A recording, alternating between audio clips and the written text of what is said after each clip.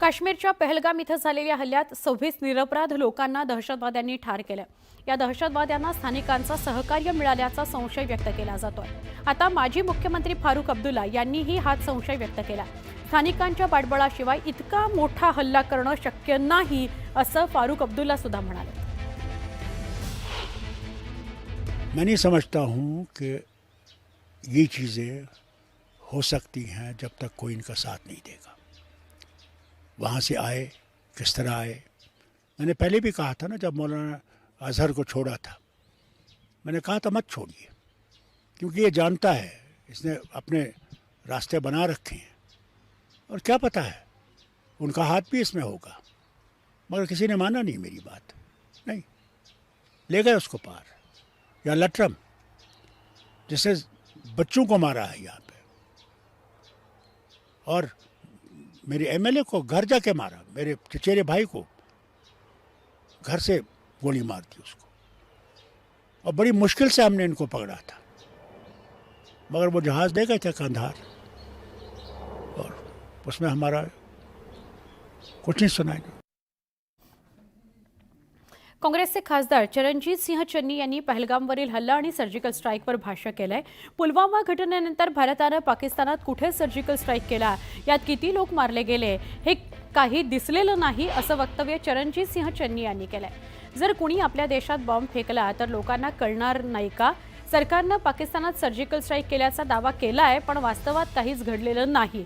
Surgical स्ट्राईकचा एकही पुरावा नाही, कुणीही तो पाहिलेला नाही असा दावा चरणजीत सिंह चन्नी यांनी केलाय।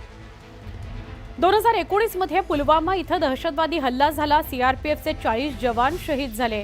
या घटनेचा वापर सरकारने केल्याचा आरोप चन्नी यांनी केलाय। दरम्यान चरणजीत सिंह चन्नी यांच्या नव्या विधानामुळे वाद उद्भवण्याची चिन्ह आहेत।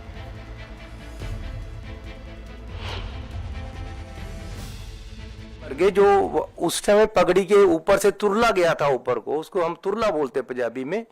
उस समय इलेक्शन था, उस समय तो बड़ा तुरला चल रहा था कि जी हम ये कर देंगे, हम वो कर देंगे। आज तक मैंने तो पता नहीं चला मुझे तो कहाँ स्ट्राइक हुए हैं, कहाँ बंदे मारे गए थे उस समय, कहाँ वहां पाकिस्तान में हुआ था। हमारे देश में आकर कोई बम गिरे पता नहीं चलेगा।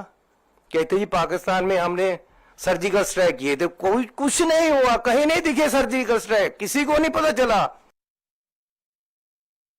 कांग्रेस पार्टी का ये प्रेस कॉन्फ्रेंस कि पुलवामा के समय सर्जिकल स्ट्राइक नहीं हुआ, क्या ये भारत की सेना और वायुसेना के मनोबल को नहीं गिराता है? क्या कहीं न कहीं ये देशवासियों के मनोबल को नहीं गिराता है?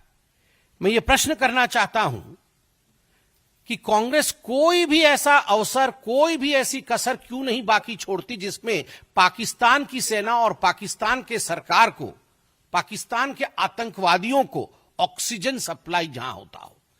हर समय पाकिस्तान के आतंकवादियों को और पाकिस्तान की सेना को ऑक्सीजन सप्लाई करने का काम ये कांग्रेस पार्टी करती है। उनका मनोबल बढ़ाने का काम ये कांग्रेस पार्टी करती है। खासदार संजय राऊत यांनी पाकिस्तानविषयी केंद्र सरकारचं धोरण आणि भूमिकेचा खरपूस समाचार घेतला। पाकिस्तानला पंतप्रधान नरेंद्र मोदी धडा शिकवणार आहेत, पण ते कधी शिकवणार आहेत हेच काही समजत नाही। आम्ही चिंतेत आहोत, ते पाकिस्तानला कसा धडा शिकवतील याची काळजी आम्हालाच वाटतेय असा चिमटा त्यांनी काढला आहे। पंतप्रधानांना युद्ध करायचं आहे असं वाटत नाही, त्यामुळे मोदींची मानसिकता काय आहे हे पाहावं लागेल असं संजय राऊत म्हणतात। प्रधानमंत्र्यांकडे पाहता, त्यांचा चेहरा पाहता, त्यांचं एकंदर वर्तणूक पाहता, वर्तन पाहता, त्यांच्या चेहऱ्यावरती कुठे काय युद्धाचं काय, आपल्याला युद्ध करायचं आहे, पाकिस्तानला धडा शिकवायचा वगैरे काही दिसत नाही। खुशमिजाज अवस्थेमध्ये आम्ही चिंतेमध्ये आहोत की पाकिस्तानला धडा कसा शिकवायचा, की पाकिस्तानशी युद्ध कसं करायचं।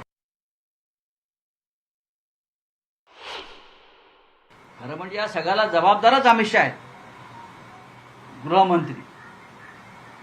जे हत्याकांड घडलंय, काश्मीरमधल्या प्रत्येक हत्याकांडाला गेल्या 10 वर्षातल्या फक्त देशाचे गृहमंत्री अमित शहा जबाबदार आहेत। तरी सुद्धा त्या व्यक्तीला प्रधानमंत्र्यांनी त्यांच्या पदावर का ठेवलं हे रहस्य, का ठेवलं?